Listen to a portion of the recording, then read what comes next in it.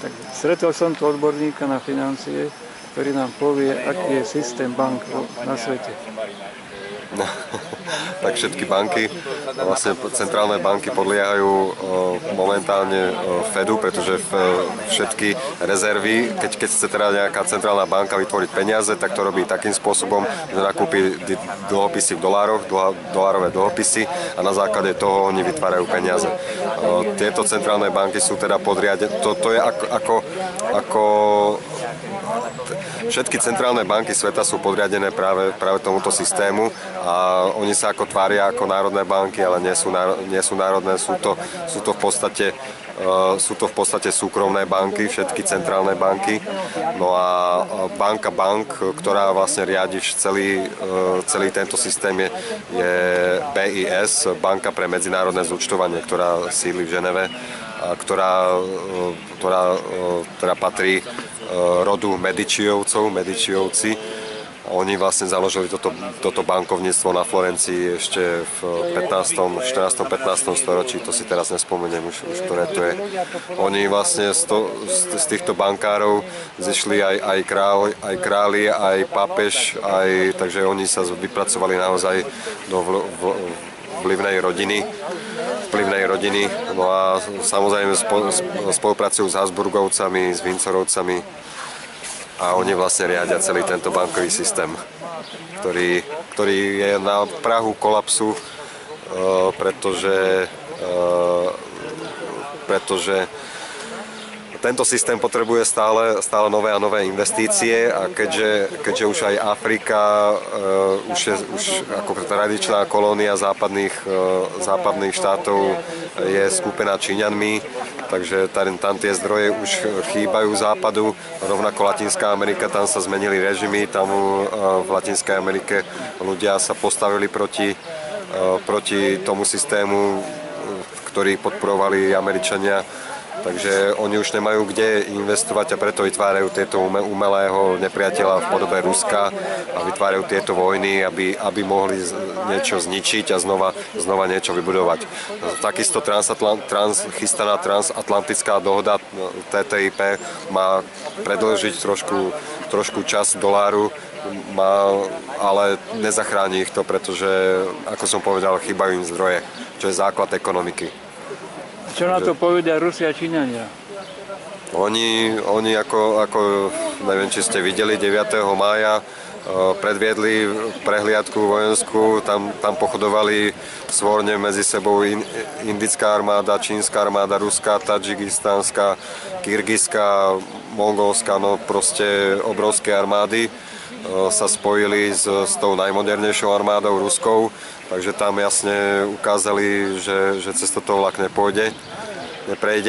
A čo sa týka financií, tak Čína a Rusko sú na tom oveľa lepšie, majú svoje rezervy, zlaté rezervy, aj dolárové rezervy, takže oni sú pripravení na boj proti týmto sankciám, na ktoré ich z časti sa ich dotkli, ale že by ich nejako oslabili, to absolútne nie. Čiže darmo hrkotajú zbraňami Američania. Darmo, nemajú ani moderné zbranie, tam Rusko je jednoznačne vpredu, aj na súši, aj na mori, aj vo vzduchu, takže tam Amerika zaostáva ďaleko za Ruskom a samozrejme Čína najpočetnejšia armáda, takže tam ako nemajú šancu absolútne nejak hrkotať s tými jej hrkálkami.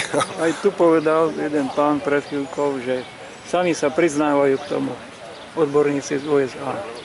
No tak je to jasné, ako všetci to vidíme, tú technológiu, ako postupuje Amerika, že oni vyvíjajú zbranie, ktoré sú predražené, oni na to ani nemajú peniaze, tie stíhačky im padajú, Takže oni zaostali naozaj za týmto pokrokom, technickým pokrokom a teraz vojensky sú vzadu, finančne takisto, pretože Čína má obrovské rezervy, takisto Rusko, takže tam síce Síce Čína, dlh Číny sa narastol tiež obrovským, ako zoštvornásobil od roku 2007, ale na rozdiel od Spojených štátov Čína má, ako som povedal, obrovské rezervy a má to čím vykryť.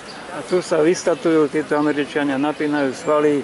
Tak to je propaganda, to je Naše figurky im naletia a potom obyvateľstvo je z toho zdezinformované. Oni tieto figurky sú tam práve nastrčené také figurky, ktoré nedokážu pochopiť, že tá zmena už nastala a oni sa stále držia toho starého systému, starých zaužívaných štruktúr, ktoré už naozaj to už... Asi majú veľmi slabúčkých poradcov, mizerných. No to je jednoznačne. Tých poradcovia berú len svoje zdroje, len svoje správičky a vôbec...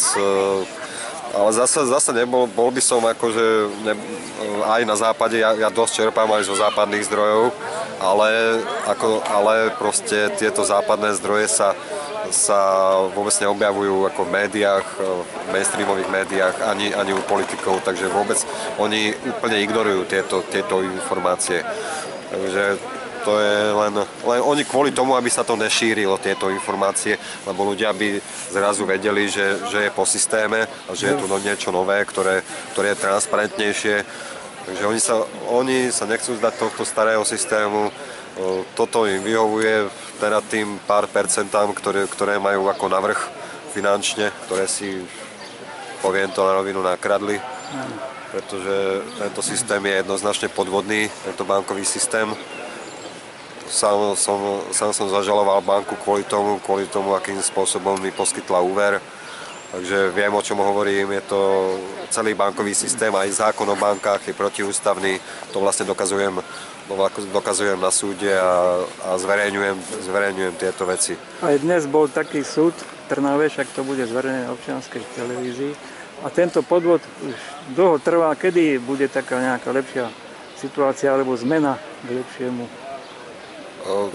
Aký súd bol? No v Trnave my sme dneska točili, jeden pán povedal, že tento systém je zlý a nebude ho podporovať, tak ho odsúdili. Normálne súdca zaslepenec, on má len taký malý výrez vedomostí a nevie nič, čo sa deje. On musí dávať argumenty, musí pracovať s tým zákonom a s tou ústavou. Sudcovia väčšinou na tú ústavu neprihliadajú a preto sa ten, ktorý sa súdi, musí prekúsať cez tie súdy až k ústavnému súdu alebo k Európskemu súdu pre ľudské práva. Tam by som to doporučoval ísť až tam, pretože Európsky súd pre ľudské práva tam sedí 48 sudcov zo 48 krajín, teda nie je to len Európa, sú tam sudcovia aj z Ruska, aj z východu, takže je ten súd naozaj transparentnejší. A celá Európska únia spadá pod jurisdikciu práve tohto Európskeho súdu pre ľudské práva v Štrasburgu. Takže tam treba ísť smerovať naše požiadavky, lebo dobre vidíme, ako naše súdnictvo pracuje a osobne tiež nie som naivný, že naše súdy ako budú rozhodovať ako za práva občanov a nie za práva len... To je taká tajná dohoda, že tí, čo rozkradli, sa delia so sudcami a s prokurátormi. Áno, tak to ani nie je tajné, to vie, to je verejné, myslím, že kopec ľudí. O tom sa mediálne nejako nerozpráva. Ale za to sa rozpráva všade, okrem médií. Áno, a médiá sa už ani nesledujú, tu ľudia stratili záujem o tieto médiá. Áno, videl som to, ale oni tam, títo politici všelijakí a títo mediálne prestitútky, oni nás ako osočujú, oni povedia, že sme fašisti, že sme skinheadi, anarchisti, proruskí a všelijakí možní, len aby nás zhodili, aby proste zosmiešnili ten alternatívny názor, ktorý nejde s hlavným prúdom. Takže toto už je podľa môjho názoru tak okaté, že oni sa sami seba sa zhadzujú a sami na seba silajú, ako sa to povie, kolomož nejakú. Na hlavu. Takže... Ale oni vôbec teda Nemajú vôbec styk s realitou, že čo ľudia ako žijú, čo nad čím rozmýšľajú, absolútne. Ani ich nenapadne širšie si pozrieť zahraničné zdroje analytikov zahraničných. No, tak a potom tu šíria tieto všelijaké dezinformácie a však som pozeral, teda v práci máme povinne pustenú teatrojku, no ja sa tam musím vyjadrovať čo chvíľa, čo minúta to minúta sa tam musím vyjadrovať k tým klamstvám a zavádzadiam, aké tam oni uvádzajú, no to je otras. No, všimli sme si, že dokonca neovládajú základné veci, nevedia, čo je galaxia a slnečná sústava, to vôbec nerozoznávajú. Gramatické chyby, a takí mladí analytici tam vystupujú, tie detičky, oni nič nevedia. Ináč v každej tejto súkromnej televízie sú deti, ktorí... Svetované. Čo si všímam, tak sú tam buď pod pervitínom, alebo nejakým vypúlené oči z tých z brokery, tak to je hrozné. To sú... No a takíto ľudia akože rozhodujú. Aj finančné skupiny, mladícke, všelijaké. A toto ľudia všetko vedia, len teraz sa to musí už hromadne teda povedať aj na vidieku, kde ešte stále pozerajú bežnú telku a nechajú sa balamutiť. A to balamutenie to hraničí až trestnou činnosťou. No je to zavádzanie, je to šírenie paniky. To akože tam, ja si myslím, že tam by bolo klamanie, strašenie, tam deti kazia a tak ďalej. Dezinformácie, šíria dezinformácie. Ukazujú zlo, ktoré ľudia niektorí napodobňujú potom. Keď to vidia, tak keď to vidíme, tak sa to ale môže... oni tomu hovoria, že to je liberalizmus, že to je sloboda. Akože. Áno.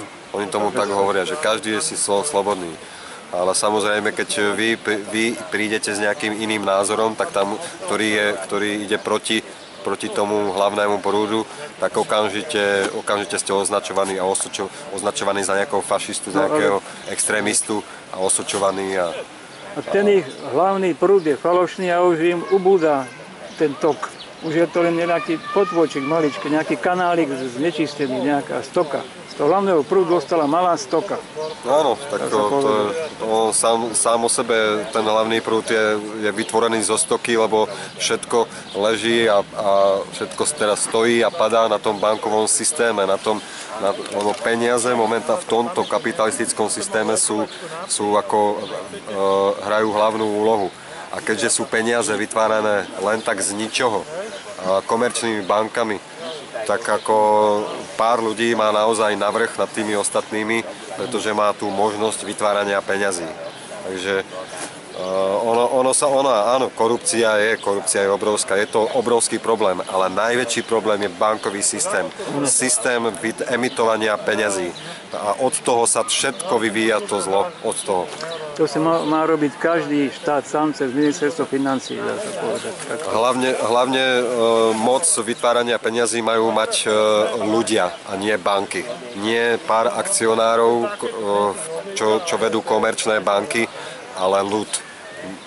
Komerčné banky majú možnosť vytvárania peňazí takým spôsobom, že keď vy si zažiadate o úver, tak banka tú úverovú listinu dá do svojich aktív a podľa zákona o bankách peniaze na bežnom účte vy keď si dáte peniaze do banky, tak vy vlastne požičiavate banke peniaze. To nie sú vaše peniaze potom už. Takže banka, keď čo vidíte na bežnom účte čísla, tak to je dlh banky vám tie peniaze vyplatiť. To, že si vy z toho bankomatu vyberiete peniaze hneď, tak to je pretože banka vie, že ľudia si nevyberú viac ako 7% zo všetkých peňazí, ako má v svojich bilančných knihách. Takže oni držia len tých 7-8%, ale tak vy samozrejme si vyberiete tie peniaze, ale keby sme si prišli všetci vybrať peniaze, tak si nevyberieme všetci peniaze. To sa vie, áno. No a keď sa vrátim už tomu, je to teda dlh banky vám tie peniaze vyplatiť, takže oni si tento dlh dávajú samozrejme do pasív. No a keď vy teda popíšete úverovú zmluvu, banka si to dá do aktív, lebo je to pohľadávka banky voči vám. Zároveň vám vytvoria účet, bežný účet, z ktorého vyčerpáte ako tie číselka, ktoré vám tam naťukajú. No a keďže je to dlh banky vám tie peniaze vyplatiť, tak si to dávajú zároveň do pasív. Takže na jednej strane je dajme tomu 1 000 000 v aktívach, na druhej strane sú novo vytvorené peniaze v pasívach a tieto novo vytvorené peniaze sa pumpujú do ekonomiky. Takže vytvárajú imaginárny dopyt a tento imaginárny dopyt zasa manipuluje s cenami, takže manipuluje s celou ekonomikou. Takže oni takto nafúkli bubliny v nehnuteľnostiach a všade možne inde. A týchto peňazí, ničím nepodložených, vytvorených komerčnými bankami, je pritom 95%. A týchto 95% digitálnych peňazí, ktoré nič, na základe týchto peňazí sa nič nevyprodukovalo, tak sú nesplatiteľné. Tieto dlhy sú nesplatiteľné, pretože neexistujú peniaze na to. Absolútne. Vy keď splatíte dlh nejaký svojimi reálnymi peniazmi, tak tie peniaze zmiznú v banke, preto musia sa vytvoriť nové peniaze. Preto centrálne banky stále vytvárajú nové a nové peniaze ako základ pre ďalšie úvery. A aby zvyšovali likviditu bank. To není to, akože to na chvíľu podporí ekonomiku tým, že banky budú môcť poskytovať úvery, lenže neporieši sa celková ekonomika, pretože tie úvery zasa sa musia splácať. A keďže banky vytvárajú peniaze na základe takto poviem to takto. Európska centrálna banka teraz tlačí stále peniaze. Neviem presne, koľko oni sa chystajú vytlačiť dokopy, ale keď to bude bilión, tak ten bilión bude len základ na vytváranie ďalších úverov. Tých úverov môže byť až 10-násobne, viacnásobne. Takže oni zasa vytvoria neexistujúce, ničím nepodložené peniaze, ktoré sa nebudú dať splatiť. A zasa sa budú musieť vyemitovať ďalšie peniaze. To je ako začarovaný kruh, pretože oni stále potrebujú nové a nové peniaze tlačiť, aby vykryli vlastne tie úvery. Aspoň z časti. Oni sa budú zachraňovať takto, ale budú potápať obrovské množstvo ľudí. No, oni to tak robia, oni to robia takým spôsobom, že najprv zasejú, zasejú tým spôsobom, že rozdajú úvery, potom vznikne kríza, ľudia prestanú mať schopnosť splácať tieto úvery a oni tomu hovoria bankéri, že po zasetí prídu žne. A oni si vtedy v období krízy, keď ľudia nevedia splácať tieto neexistujúce imaginárne úvery, tak oni si berú nehnuteľnosti, oni si berú majetky ľuďom, takto. Takže oni vytvorením peňazí v svojich bilančných knihách, naťukaním číselka v počítači, za nejaký čas takto vyberú od ľudí obrovské majetky, obrovské nehnuteľnosti a takto zarábajú banky na všetkých štátoch na svete. Pretože jediné centrálne banky, ktoré nepodliehajú BIS, Banke pre medzinárodné zúčtovanie, tak to je venezuelská, už pomaly to bude ruská, už sa oddeluje aj ruská. Maďarská sa oddeluje, kubánska banka, sýrska banka a iránska banka. Čína ako bude na tom? Čína tiež, oni sú tak, čínska banka, tamto nemám nejak dobre zmapované, nie sú úplne oni sebestační, ale zase oni sú takí uzavretejší, ako oni majú zase ten ako oni to majú tak polokapitalistické, oni majú tak kapitalizmus, komunizmus, komunizmus by som to nenazýval, lebo to není komunizmus. Ale je to nejaká tyrania, nejaká zvláštna tam. No je to o niečo transparentnejšia tyrania, ako je tyrania tu. Akože není to také, ako tu. Tuto je naozaj ako túto ždímanie ľudí a celého spoločenstva, nielen ľudí, ale celého spoločenstva. Tie banky tak ždímajú celú ekonomiku a že pomaly... Hlavne ľudí v USA, tí sú tak zadlžení všetci. No zadlžený je celý svet. A tam Zadlžený je celý svet a práve to sa chystá teda, že keď príde k úplnej zmene toho finančného systému, že tie dlhy sa škrtnú tak ako na Islande.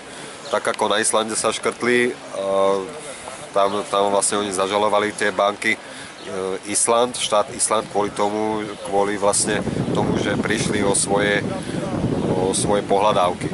No a lenže Európsky obchodný súd dal za pravdu Islandianom, a takže aj toto je precedens, ktorý by sa dalo využiť.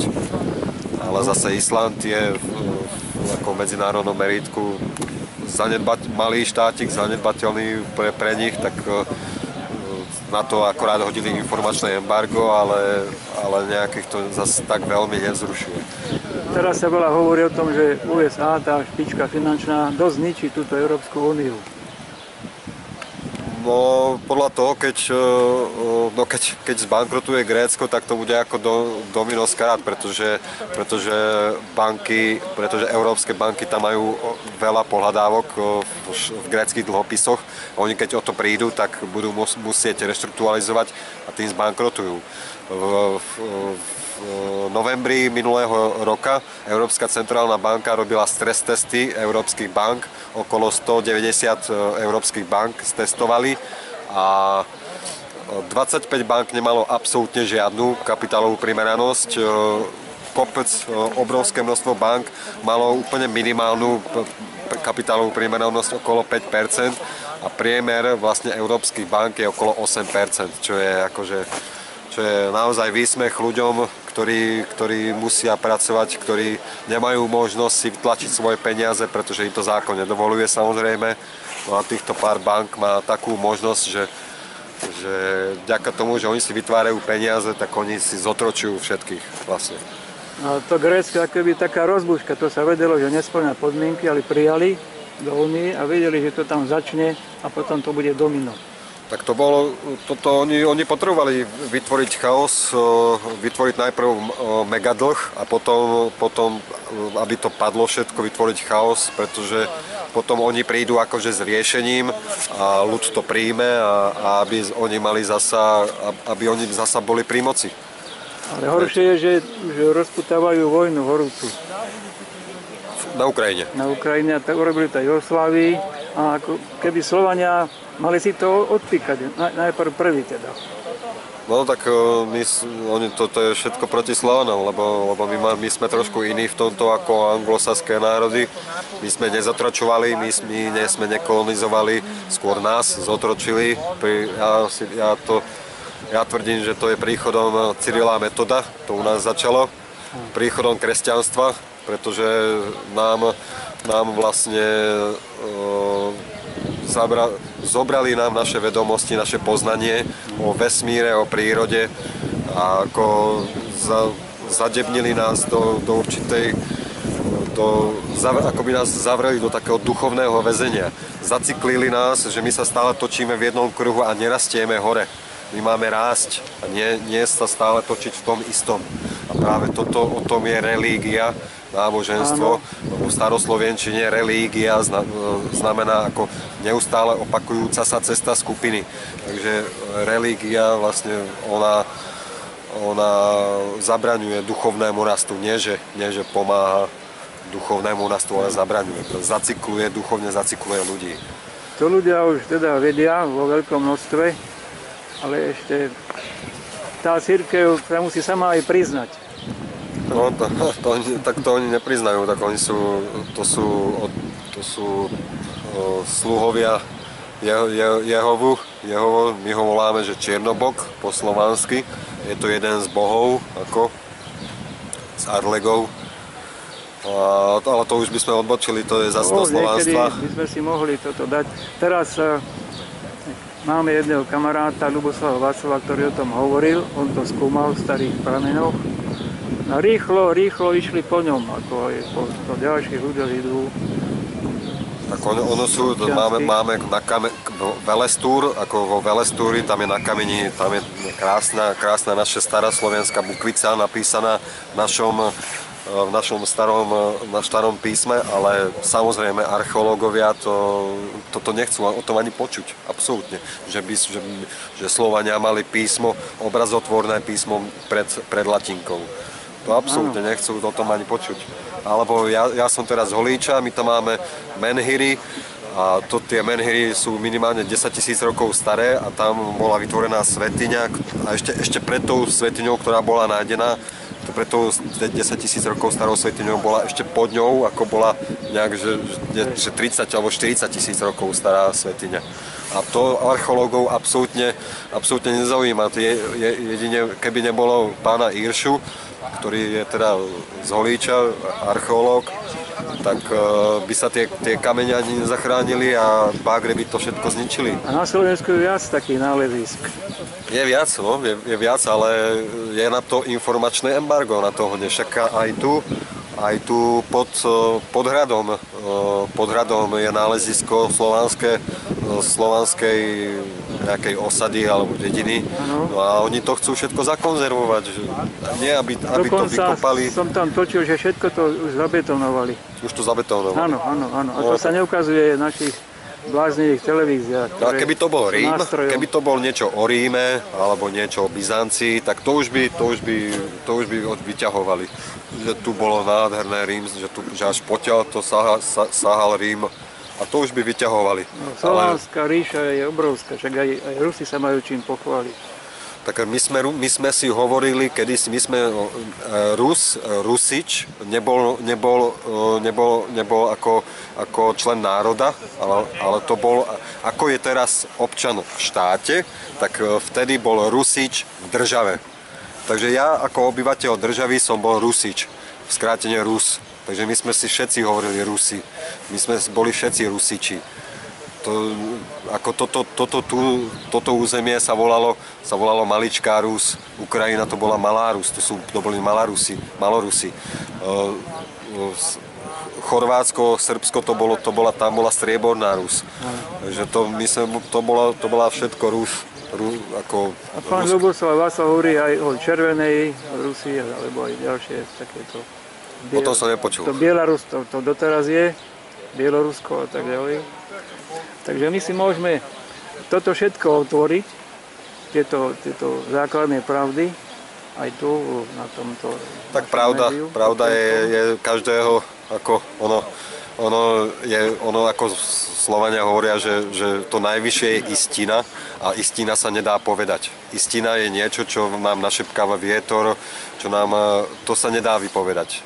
To už učeň majster, ktorý celý život študuje tieto prírodné javy, vesmírne javy, tak on už vie povedať pravdu svojmu učňovi. Ten učeň, keď to už povie ďalej, tak už to není pravda, ale už je to krivda. A zase, keď sa to ešte ďalej povie, tak už je to lož. Takže tú pravdu má naozaj, to je ako relatívny pojem pravda.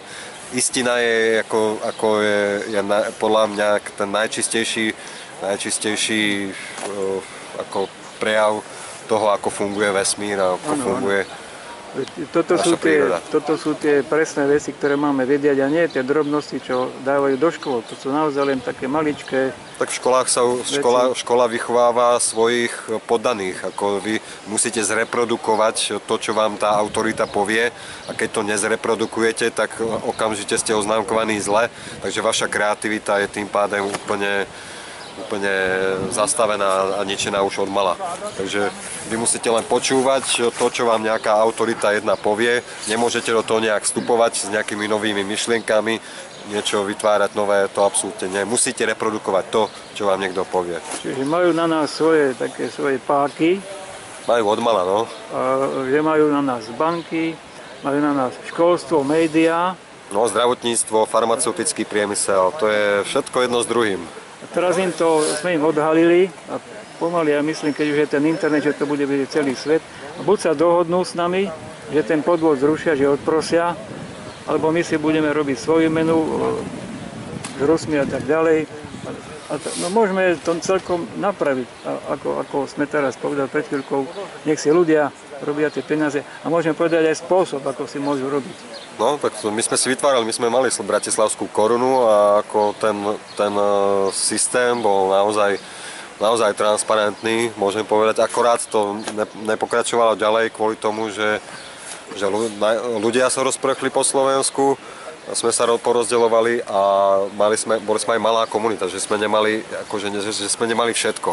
Takže sme si nevedeli dodať úplne všetky tej veci, ktoré sme potrebovali. V Argentíne toto veľmi dobre funguje, tam sa obrovsky zvýšila zamestnanosť. Tam je nová mena, žiadna nezamestnanosť sa nemôže existovať.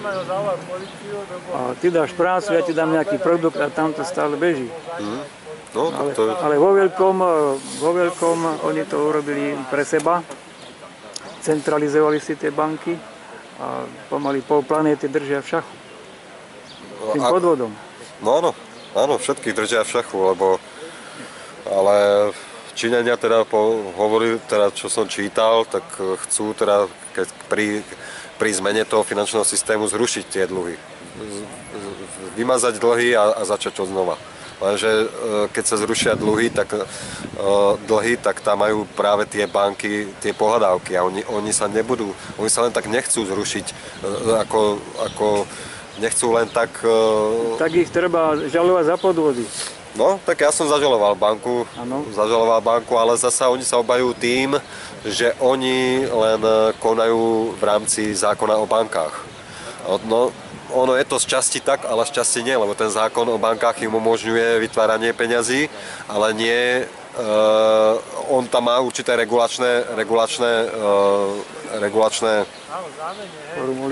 formuly, ale ako dokazujem na súde, tieto regulácie absolútne nefungujú v dobe ekonomického rozmachu. Tieto regulácie vôbec nefungujú. Takže tí banky obchádzajú tieto regulácie a vytvárajú nekontrolovateľne, vytvárajú peniaze. A čo jediné limituje banky vo vytváraných peňazí je len dôvera. Len obyčajná dôvera ľudí v tých bank. No ale už im ľudia neveria. No tak ale vidíte, že stále sa používajú eurá, stále sa berú úvery, stále. A stále sa tie banky držia. Takže ono to ešte chvíľku potrvá, ale nie až tak dlho. A ten zlom, ako by sa najlepšie urobil, tá zmena k lepšiemu, ten podvod skončiť prosto. No, tak určite mierovou cestou by bolo najlepšie, ale títo vodcovia, lebo majitelia bank, to sú ešte stále úradníci. To ešte sú rody, klany ešte staršie, ako som hovoril, Windsorovci, Habsburgovci a tam to sú tí praví, ktorí riadia vlastne celý tento systém, bankový systém a politický systém. No a ešte sú tieňové vlády, o ktorých teda, alebo oni sú o ktorých nevieme, teda, k ním sa ani nedostaneme. Hovorí sa, že oni majú kopec všelijakých podzemných základník, o ktorých ani nevieme, do ktorých by sa... Ale už sa aj to je, na internete je to aj v časopisoch už bežne. Je to brané ako konšpirácia, je to ako brané, oni to berú pritom oni vedú proti nám konšpiračne rôzne také svoje... Ja ako hovorím aj v práci, hovorím, že konšpirácia je celý tento systém. To je konšpirácia. Oni nás akože označujú za konšpirátorov, tým sa bránia. Ale konšpirácia je tento systém, pretože toto je konšpirácia voči ľudstvu. Voči celému ľudstvu. Keď to budú všetci vedieť, tak pôjdeme asi za tými Windsorovcami a Habsburgovcami. Ani za Rothschildom netreba chodiť potom. No, tak. Už asi nie. Takže ideme do Rakúska za Habsburgovcami. Určite sú v Rakúsku. No, alebo sú v Švajčiarsku, alebo na ostrovoch sa skrývajú niekde. No, oni majú vybudované určite svoje miestečka niekde. Musia sa skrývať, boja sa chodiť do sveta. No, nich nezaujíma tento svet. Absolútne, to je také šialenstvo ich. Oni sú si vedomí, že to ovládajú a z toho človek nemôže normálne výjsť z toho pocitu. Tak oni nemajú také pocity, city, oni to sú podľa môjho názoru, to sú bezchrbtové, bez chrbtovej kosti, bez svedomia. Bez empatie, takže on necíti tak ako radový Ako keď mali amputované časti mozgu. A nevyžarujú to, čo majú vyžarovať, lebo aj veci o tom hovoria, že normálne človek vyžaruje niečo, ale títo chladní to majú úplne studené. Ono sa hovorí práve, že ako Ježiš Kristus, my ho voláme Radomír, tak že prišiel ako k týmto Židom kvôli tomu, aby im ukázal práve ducha. Pretože aby ich napojil na ten rod, no ale to je už taká moja osobná konšpirácia teda. Tak to sú vedomosti, to je veľa čítania a hľadania prameňov. Ktoré stále sú. Žiaľ, my sme v takej dobe, že nás to neučili naši rodičia, ale my si musíme hľadať. My musíme hľadať a kde je tá pravda. Každý si hľadá tú svoju pravdu. A vatikánske archívy majú čo skrývať ešte. Tam treba zájsť a otvoriť to. To sú kilometre archívov. Že 4 kilometre, že to je tam toho. Tam je dosť taká centrála, táto, o čom hovorím, je tá konšpiračná centrála, potom je to centrum Washingtonu, nezávislé územie, to majú len pre seba. A London City, to bankové centrum, tiež nikomu nepatrí, ani Anglicku, to len bankárom. Ono tieto vedomosti sú práve dôležité je mať kontrolu nad vedomím ľudstva. A keď ľudstvo nevie, že čo, tak potom ľahko je ovládateľné. Ale lebo všetko závisí na našom vedomí. Ako sme vedomí, že vlastne existujeme, že kto sme. A keď to nevieme, keď nie sme vedomí, alebo keď si myslíme, že sme vedomí, tak že sme slobodní, ale pritom sme zotročení kvôli peniazom a kvôli vlastne tomu priestoru, kde žijeme, tak to je všetko relatívne. A ešte sme zaviazaní tými požičkami, to najhoršie väzenie je zobrať si požičku, to je Damoklov meč, to je gilotína. No, to je virtuálna. Ale aj celý ten systém, to mesto je ako väzenie, to je ako škatul, taká krabica, väzenie, to je, čo tu žije, no tak pár trošku trávy, trošku stromov, ale je tu všetko zabetónované, všetko je tu ako, naozaj ako krabice a To voda nevsakuje, všetko sa splachuje preč. A ľudia pokope, všetci sa ponáhľajú za niečím, strácajú ten dotyk s prírodou. Akorát sme boli s jedným odborníkom na tieto veci, na vodu. A rozpálené sú mestá, lebo tá voda by mala ostať na povrchu, na trávnikoch a tak ďalej. A ona je okamžite odkanalizovaná. A nerobí to dobre, tam si treba pozrieť. Aj u nás máme jedného vodohospodára na tejto televízii z východného Slovenska. Teraz bude ekofilm, tam sa tiež bude veľa o tom hovoriť. Dokonca napodobňujú tohto nášho kamaráta rôzny druhy. Ale keď si budú počúvať o tejto vode, o tom probléme, to je všetko je ukradnuté od jedného, ktorého si tiež pozveme znova do našej občianskej televízie. A robíte nejaké prednášky alebo besedy? Aj besedy robíme, všetko možné. Teraz sa hrá, seriál sa pripravuje, ako sme rozkradli štát, kde ich celkovo a humorne ich odhalujeme. Aha. A toho sa boja, smiechu sa boja, odvahy sa boja. Áno. A majú sa prečo bať. Kde by som si to mohol pozrieť? Na občianskej televízii hlavne. A rozširujeme ďalšie stránky, lebo keď toto zastavili nám už 5 médií od roku 96. Áno. No, takže nech si zastavujú, my zastavíme ich. My sme oveľa viac ako oni a my ich dobre sledujeme. No, tak sme nútení. Či sú to tam rôzne ochrankári, ktorí hovoria o Kaliňákovi príšerné veci, čo robí. To robia ochrankári, nám normálne také spravodajské relácie, celé to je ponahrávané, prekopírované, už je to teda istené, že keby niečo našli, tak sa to zverejní okamžite zo všetkých zdrojov. Čo je Kaliňák?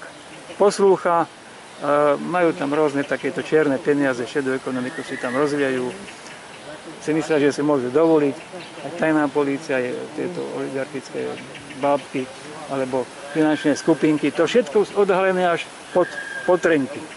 Tie na to už ale nesme zvedaví, ale tie činy, čo robia, teda to je všade už ponahrávané a bude sa to krásne zverejňovať. Môžu robiť, čo chcú. Už sú úplne nahý, ako je tá rozprávka. Tí blázno, čo si mysleli, že majú oblečené a tak ďalej. Čiže najlepšia je vec, keď si ľudia všetko povedia, vyberú si zo svojich radov najlepších odborníkov a nie nejakých psychopatov, ktorí sa tam tlačia alebo sú dodávaní, prezentujú nám nejakých kandidátov aj na prezidenta a vždy ten najhorších. Ale mne to stále, že vybrať tých odborníkov, to je stále to rovnako, to už sme robili, už sme vyberali odborníkov. A ako to dopadlo? Ale ľudia zo seba, ako ľudia si majú regulovať financie, takisto aj tieto osobnosti. To tu už tiež bolo. Z každého okresu vybrať takých 20 múdrych. Vo Švajčiarsku, keď niekto je do funkcie... Čo je byť múdry? To je, alebo slušný. Ja neviem. Neviem, ja by som to ináč nastavil.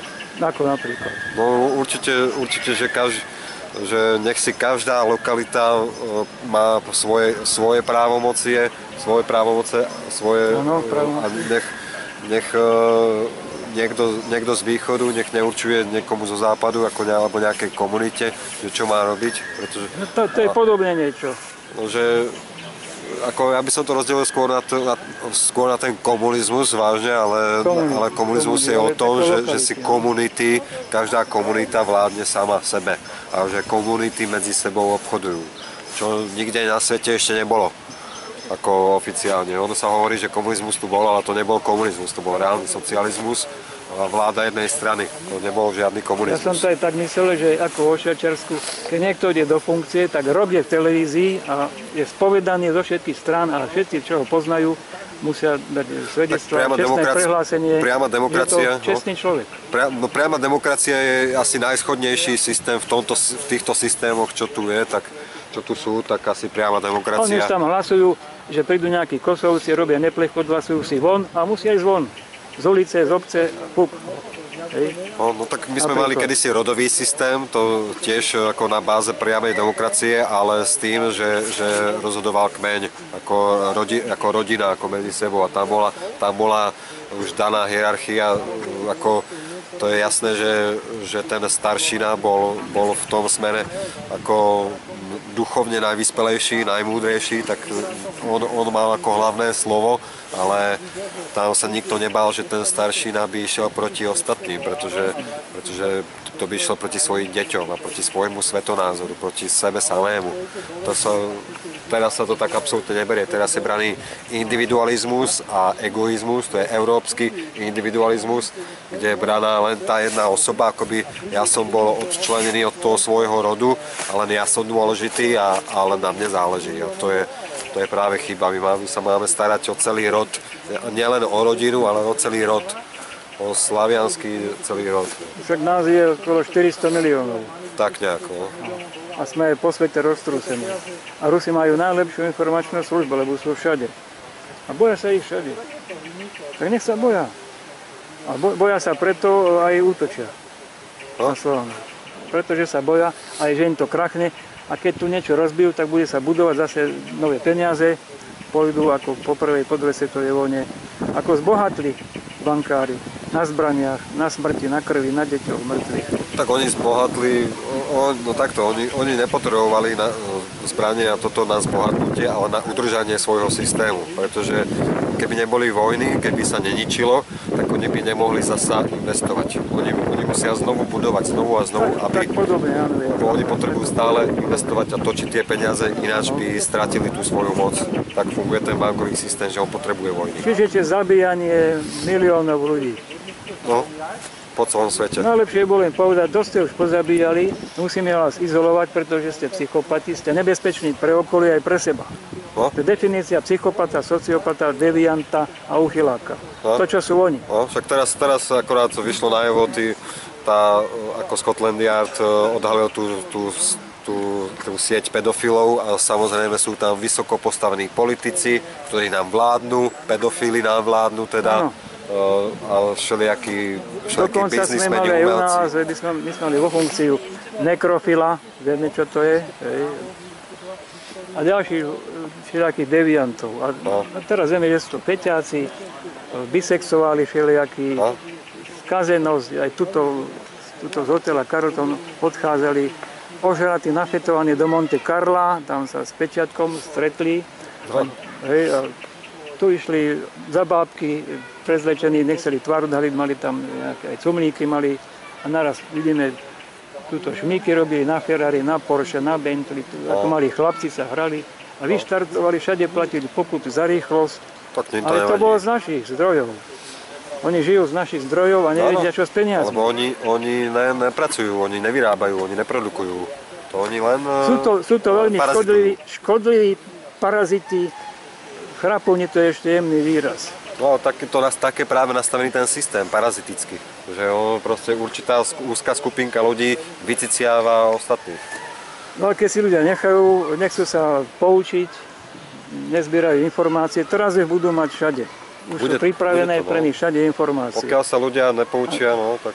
Tie informácie sú uložené, nezničiteľné, ako mal Mečiar, eštebácké dokumenty na všetky, aj s Gašparovičom. Potom sa pohádali. Chceli byť dokonca monarchovia, rozdali fabrikálne Mečiar, aby ho udržali. No tak neudržal sa. Teraz je skovaný v dolnej porube, sa skrýva, alebo v Amerike niekde chodí, niekde a tak ďalej. A druhý diel si dáme zajtra. Ďakujem pekne za rozhovor. Za málo.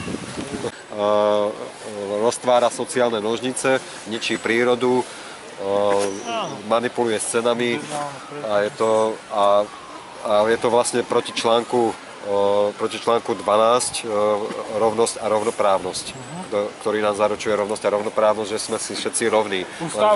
Ústavný článok. Ale keďže má niekto takúto možnosť a dokázateľne manipulujú vlastne s celou ekonomikou, takže to jednoznačne vytvára nerovnosť. Takže ja to dokazujem na súde, súdkyňa zatiaľ tomu moc nerozumie. To musí naučiť, musí pochopiť. No ale už je to tretí rok na okresnom súde, stále sa to ťahá, tak niekedy som aj ja chorý, že nemôžem prísť, alebo niečo, vždycky sa niečo stane. Ale ťahá sa to, ale... Prídeme na súd potom aj my to chceme vidieť, keď bude najbližšie. Už som jeden vyhral, lebo ja som všetky úvery dal, ja som sa súdim za všetky kreditku, som vyhral, to už... Ale oni môžu povedať, že to vstupujem, že nemal si brať úver. Lenže ja ako spotrebiteľ, ja nepodnikám v tomto smere a preto ja nemám ani toľko mňa ochraňuje spotrebiteľský zákon a vlastne tá banka v tomto smere podniká, takže není to zrovnoprávnenie. A ja som ani nemal všetky informácie, ja som nevedel, akým spôsobom a čo mi oni idú požičiavať. Takže oni oklamú človeka, nasľubujú mu, podvádzajú ho. Ja som si síce za to kúpil, za tie číselka, čo oni vytvorili, ja som si síce za to kúpil niečo, ale aj ten, ktorý prijal túto platbu, tak je v tom, že tie číselka reprezentujú nejaké peniaze. Ale oni nereprezentujú absolútne nič, to sú novo vytvorené peniaze. Takže, a my svoju prácu máme keby som ja toto vedel, tak si ten úver nezoberiem. No a teraz už ľudia, dúfam, nebudú brať úvery. No ale sú prinútení, pretože neprežijú. No ale tak nikde neboli úvery.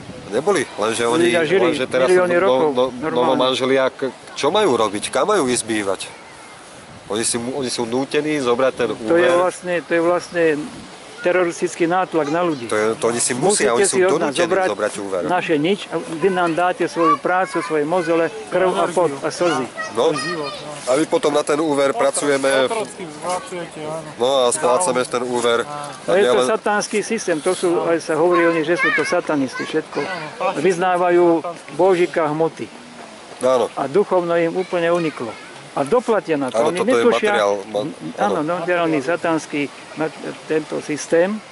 A oni na to doplatia, oni netušia, že to vždy ako bumerang. Veď Jahve, on má viacero mien, on má teda, ako som povedal, Černobok, ale aj Satan, Lucifer, to sú všetko toho istého boha mená. Áno. Takže oni, to je všetko Jahve ako judaistický, kresťanský, aj islámsky, teda boh, lebo to je stále ten istý, to je stále ten jeden istý, tak on aj ďalšie meno má aj Satan a Lucifer. Svetlonos. Áno. Tak to je aj vlastne Prometeus, nosič svetla, nosič ohňa. Aj to je to. Tak teraz sa to dá všetko značiť. Prometeus už bol človek, ne? No hovorí sa, že aj ten tam patrí. Tak poloboh. Tak ono, podľa nás, akože Slovanov, už naši rodičia sú bohovia, pretože stvorili život. A po grécky Prometeus nosič ohňa. No ale zohráva aj tú úlohu, že človeka núti rozmýšľať a stúpať. Človek si má uvedomiť niečo, že je pod nejakým tlakom satanským a to není také zlé, ako hovoria. Na nás je tu kliatba. Na nás ako slovenský znak, ten dvojkríž, tak to je runový znak bohyne Mary. To je starý runový znak ešte predkresťanský a značí to, že naše duchovno, všetky runy sú pospájané dokopy tak ako sanskrit. Lebo sanskrit je vlastne samostatne skryté písmo, ktoré slovanskí žreci ukryli do Indie a vlastne postupom času sa ako to Indovia používali. Lebo indické védy sú časťou našich slaviansko-arijských véd. Však tam bol aj Kristus v Indii. Tam má pomník. No, je tam vojenská základňa. No a tie dve čiarky, čo sú ako v slovenskom znaku, ako v runovom znaku bohyne Mary, tak znamenajú to, že my duchovne máme hranicu, pokiaľ môžeme ísť, ale máme aj zaručené, že nepôjdeme ani dole. Takže vo veku Mary my sme ako prekliatí v tom, že nestúpame hore, ale akože zaručili nám ako naši bohovia, že ani dole nejdeme. Ale niektorí sa môžu vymknúť a stúpať stále. Niektorí áno, no ale toto je akože pre územie, proto... Ale Anglosaxi vôbec nemôžu stúpať, keď sú takí suchí, nejaké mašiny. No, oni sú geneticky modifikovaní. Akým spôsobom? Tak, aby nám škodili. No, tak aby sme sa teda bránili a stúpali ponad to zlo. To sa vyvíja, to dobro prví geneticky modifikovaní ľudia bola Adam a Eva. Však hovorí sa na sumerských tabulkách, ktoré sú všetky zverejnené už, že to boli nejakí... Zicheria Sitchin to poprekladal. Áno, presne. On 16 kníh vydal, 17, ja som to čítal. A konfrontoval som to teda so slovanskými vedami a je to akože, je to dosť spojitostí. Na tom sa dá skladať, keď sa v určitých bodoch všetko spája, tak to už je základ, kde sa dá stavať. A pokračovať v týchto štúdiách. Vlastne sme na začiatku aj vo všetkom vlastne, ľudstvo. No teraz sa len zobúda, teraz sa môže povedať ľudstvo dobré ráno. A bankárom povedať odíte, aj médiám, blbým, všelijakým, tým manipulačným a tak ďalej. No už pokračujeme zás budúci. Diel bude zajtra natáčaný. Ďakujem pekne. Môžete za chvíľu len